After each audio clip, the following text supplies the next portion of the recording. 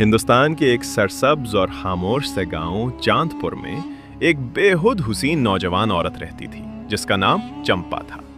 इसकी खूबसूरती का चर्चा आसपास के कई गांवों तक फैला हुआ था। चांदपुर के हर अमीर आदमी की ये ख्वाहिश थी कि चंपा उसकी तरफ कभी पलट कर देख ले, मगर चंपा अपनी नरमी और वकार के बावजूद उन सबको नजरअंदाज कर देती थी। उसे दौलत, सोने या रेशमी कपड़ों में कभी दिलचस्पी न थी।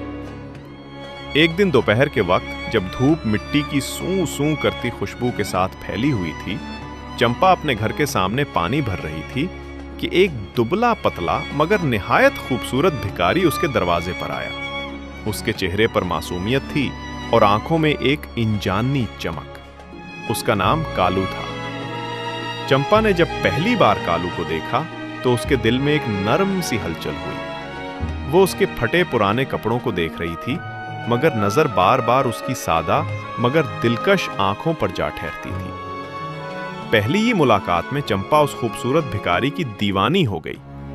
चंपा ने उसे पानी और खाना देकर रुखसत किया, मगर पूरा दिन उसका दिल बेचैन रहा। अगले दिन कालू फिर भीख मांगता हुआ उस गांव आया तो चंपा के दिल की धड़कनें तेज हो गईं। वो हर कीमत पर उसे देखना चाहती थी, बात करना चाहती थी, उसे संभालना चाहती थी, मगर चंपा के घरवाले गुस्से से भर उठे। वो भिखारी है, लोग क्या कहेंगे, हमारी इज्जत का ये क्या हाल कर रही हो। इन्होंने सख्ती से हुक्म दिया कि वो कालू से कभी ना मिले।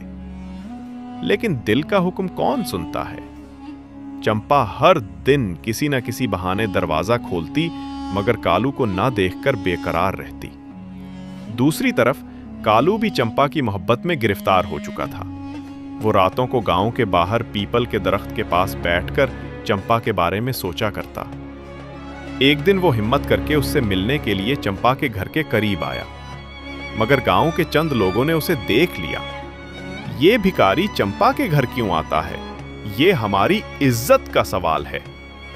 गुस्से और गैरत के नाम पर उन लोगों ने कालू पर हमला कर दिया।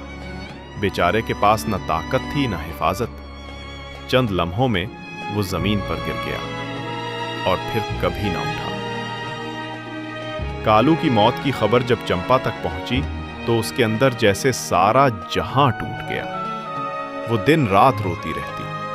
उसकी हंसी, उसकी चाल, उसकी आंखों की चमक, सब कुछ बुझ गया। आहिस्ता आहिस्ता वो होशो हवास खोने लगी। गांव वाले कहते थे कि चंपा पागल हो गई है। एक शाम जब सूरज डूब रहा था और आसमान लाल हो रहा था, चंपा पीपल के इसी दरख्त के पास गई जहां कालू बैठा करता था। उसने आसमान की